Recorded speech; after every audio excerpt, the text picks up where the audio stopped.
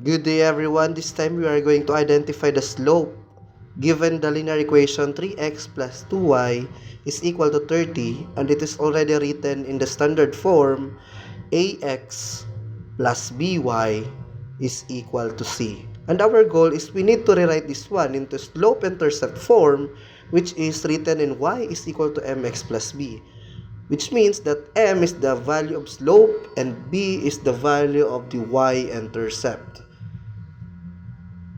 And then we are going to rewrite the given linear equation in slope-intercept form. So you copy 2y, transfer 3x to the right side, it will become negative 3x plus 30. Copy the constant 30.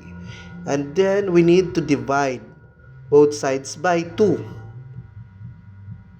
And then 2 divided by 2, that is 1.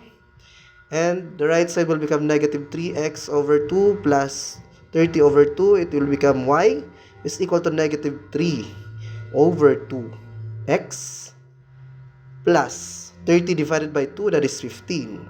Then therefore, it is already written in slope-intercept form, and the value of b is equal to 15. That is the value of the y-intercept, and the value of m, or the slope, is negative 3 over 2. That is the technique in how you're going to identify the slope given the linear equation in two variables.